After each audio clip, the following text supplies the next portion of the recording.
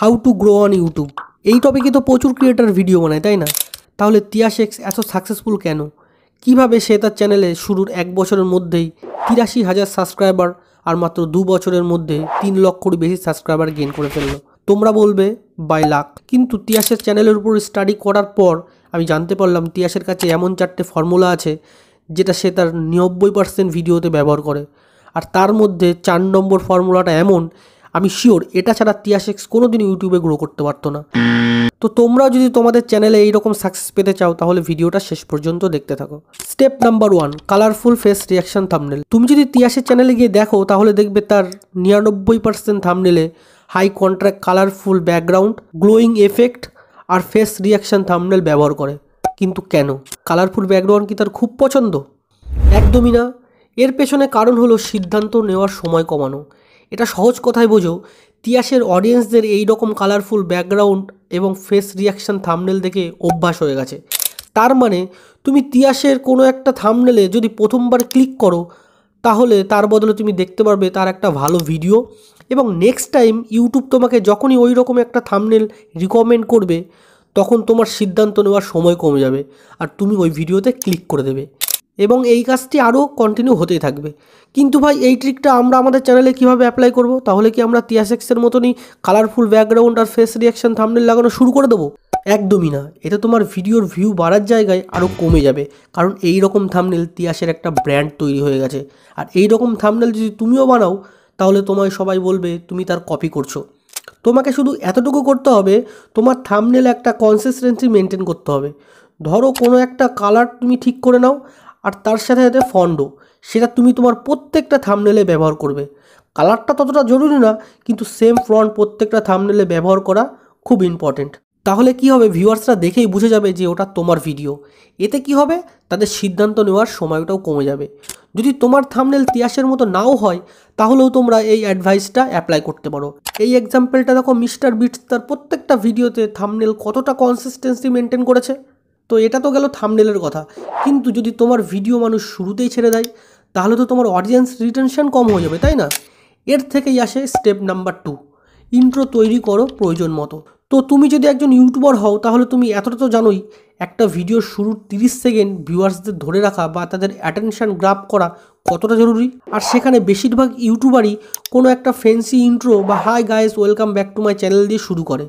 আর তিয়াশেক্স শুরু করে তার ভিডিওর 30 সেকেন্ড মাস্টার মাইন্ডের মতন, কারণ তিয়াশেক্সের ইন্ট্রোর মাধ্যমে ভিউয়ার্সদের চাহিদা, অনুভূতি বা একটা গুরুত্বপূর্ণ প্রশ্ন তৈরি করে, এবং সে তার ভিউয়ার্সদের গ্যারান্টিও দেয় যে সে যদি তার পুরো ভিডিওটা দেখে তাহলে সে সম্পূর্ণটা বুঝতে পারবে। এখনও যদি তোমার ক্লিয়ার না হয়ে থাকে তাহলে তিয়াসের এই ভিডিওর ইন্ট্রোটা দেখে নাও।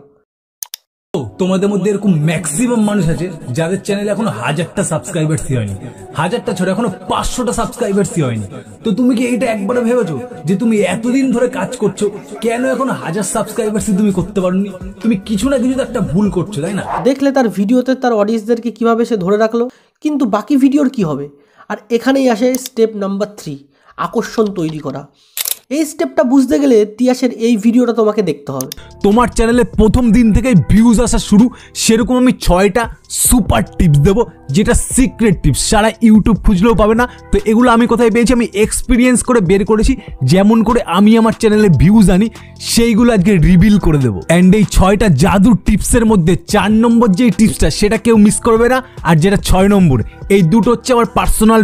তো তুমি যদি নোটিশ করে থাকো তাহলে তিয়াস বলল সে এই ভিডিওতে 6টা টিপস দেবে, আর তার মধ্যে তার পছন্দ 4 নম্বর এবং 6 নম্বর টিপসটা, আর সে প্রত্যেকটা ভিডিওতে ইউজ করে সেই টিপসগুলো। এর মানে কি? এর মানে তোমাকে যদি তার পছন্দের টিপস জানতে হয় তাহলে তোমাকে ভিডিওটা শেষ পর্যন্ত দেখতে হবে। আর তিয়াস এই ট্রিকটা তার 80 থেকে 90% ভিডিওতে ইউজ করে। আর তুমি যদি মনোযোগ সহকারে ভিডিওটা দেখে থাকো তাহলে বুঝবে আমিও এই ভিডিও ইন্ট্রোতে এই ট্রিকটা ইউজ করেছি। শুধু এটাই নয়, তিয়াস তার প্রত্যেকটা ভিডিওতে সাসপেন্স ক্রিয়েট করে, সেটা হলো সিক্রেট টিপস। তো যদি তুমি তিয়াসের ফ্যান হও তাহলে তুমি বুঝতেই পারছো আমি কি বলছি। তো ফাইনালি আসি স্টেপ নাম্বার 4, যেটা ছাড়া তিয়াশেক্স কোনোদিনও তার চ্যানেল গ্রো করতে পারতো না, এবং সেটা হলো প্রকৃত বিষয়বস্তু বা রিয়েল থিঙ্ক। আমার মনে আছে তিয়াশেক্স যখন ইউটিউবে ছিল না তখন ইউটিউব টিপস দেওয়ার মতন এমন কোনো ক্রিয়েটার ছিল না যে সে আসলেই জেনুইন এবং প্র্যাকটিক্যাল অ্যাডভাইস দিত। যাকেই দেখতাম সে বলতো ওয়াচ টাইম বাড়িয়ে নাও, সিটিআর বাড়াও, অডিয়েন্স রিটেনশন 50%-এর উপরে করে নাও, কিন্তু কেউ এটা বলতো না এগুলো কিভাবে করতে হয়। কিন্তু যখন থেকে তিয়াসেক্স আসলো আমি সত্যি সত্যি খুব খুশি হয়েছি, কারণ ফাইনালি এমন একটা ক্রিয়েটার ইউটিউবে এসেছে যে সে কাজের কথা বলছে। এবং এমনটা শুধু আমি বলছি না, তিয়াসেক্সের পুরো কমিউনিটি মানে। আমি মনে করি তিয়াসেক্স এমন একজন ইউটিউবার যে বাংলাতে একদম লেসন 1 থেকে শুরু করেছে, যেমন চ্যানেল কিভাবে তৈরি করতে হয়, থাম্বনেল কিভাবে বানাতে হয়, ওয়াচ টাইম, আপলোড করার টাইম, এসইও, আরও অনেক কিছু। কিন্তু তিয়াস যদি মনে করতো তার প্রত্যেকটা ভিডিওর টাইটেল আর থাম্বনেল ক্লিকবেট বানাতে পারতো, কিন্তু সে এমনটা করেনি। তার ভিউ কম আসলেও সে কমিউনিটি বিল্ড করেই গেছে এবং সবার বিশ্বাস অর্জন করে গেছে। এটাই তার আসল পদ্ধতি।